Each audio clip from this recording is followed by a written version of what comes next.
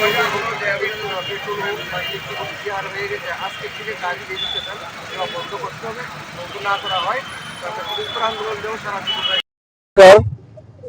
আজকে আমাদের West Bengal tourist মজদুর সংঘের পক্ষ থেকে বাজাজ কোম্পানির যে অবৈধ গাড়ি সেল করতেছে পারমিট বিহীন এবং শ্রমিকদের কাছ থেকে পারমিটের নামে 20-30-40 হাজার টাকা করে নিতে আছে এবং শহরের মধ্যে সব গাড়ি এসে জাম করতে আছে। সারা ত্রিপুরা রাজ্যে এখন যে হারে শুধু খালি অটোর মধ্যে কি শুধু খালি সিএনজি পেট্রোল নয়, ইলেকট্রিক অটো আছে যে হারে বিক্রি করা হচ্ছে, তাই আমাদের ট্রান্সপোর্ট শ্রমিকরা সারা ত্রিপুরা রাজ্যে বেহাল অবস্থা এখানে তারা সারাদিন গাড়ি চালিয়ে সংসার পরিচালনা করবো তা পারছে না। তার প্রতিবাদে আমরা আজকে এখানে গণধর্নাতে আমরা বসলাম।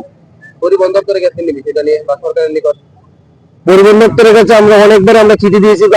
আগে একবার পরিবহন দপ্তরের সামনে আমরা ধর্নাতে বসেছিলাম, সরকারকে কয়েকবার চিঠি দেওয়া হয়েছে, মিনিস্টারের সঙ্গে কথাও হয়েছে, তারপরে এখন অব্দি কাজ শুরু হয়নি।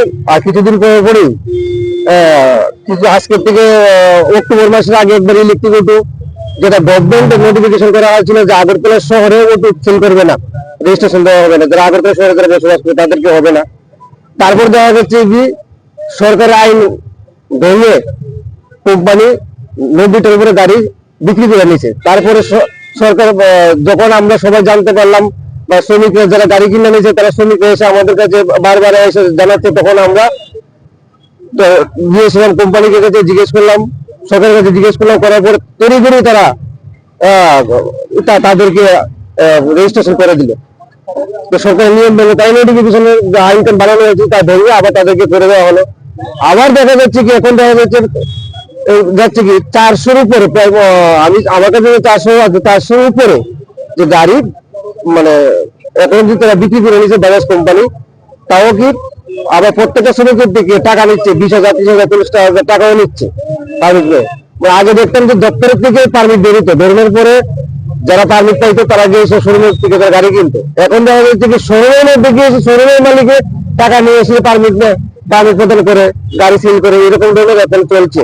তা বন্ধ করার জন্য আমরা আজকে বড় ধর্নায় আমরা বসতে বাধ্য হলাম।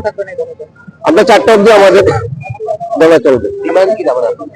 ডিমান্ড যে পরিমাণে ত্রিপুরা রাজ্যে অটো রিক্সা হয়ে গেছে তার কারণে সিএনজি অটো এবং পেট্রোল হোক বা ইলেকট্রিক অটো যে হারে হয়ে গেছে, আজকের থেকে গাড়ি রেজিস্ট্রেশন দেওয়া বন্ধ করতে হবে। যদি বন্ধ না করা হয় তো আমরা বৃহত্তর আন্দোলন করে সারা ত্রিপুরা রাজ্য মিলে আমরা আন্দোলন আজকে ছোট পরিসরে ওয়েস্টার্নে বসলাম। আমরা পুরো ত্রিপুরা দিয়ে এসে আমরা আন্দোলন করবো।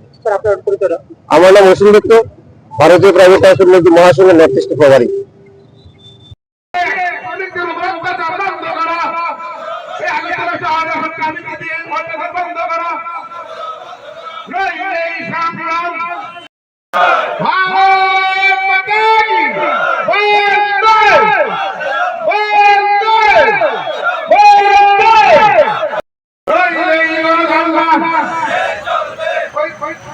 বাজাজ কোম্পানি অবৈধ ভাবে গাড়ি বিক্রি বন্ধ করা। ওনার মূল্যবান বক্তব্য রাখার জন্য ভারত মাতা কি, ভারত মাতা কি। বিএমএস अमर रहे, বিএমএস अमर रहे। ওই বাজাজ কোম্পানি ভারতীয় প্রাইভেট ট্রান্সপোর্ট সংস্থার মহাসংঘের ক্ষেত্রীয় প্রভারী তথা উত্তর পূর্বাঞ্চলের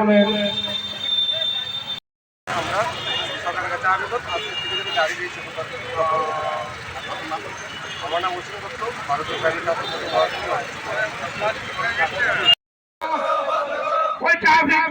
আমাদের শ্রমিকের উপর অত্যাচার বন্ধ করা।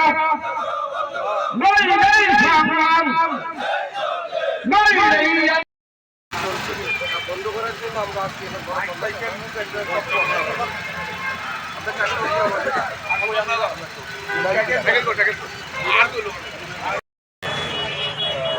ওয়েলের মধ্যে বলে সিএনজিও আছে, পেট্রোলও আছে, ইলেকট্রিকও আছে।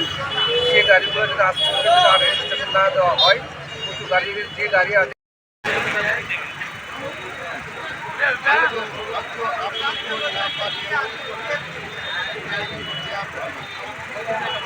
আমাদের ডিমান্ড হলো আমার নাম অতীন্দ্র ঘোষ, ভারতীয় প্রাইভেট মহাসংঘ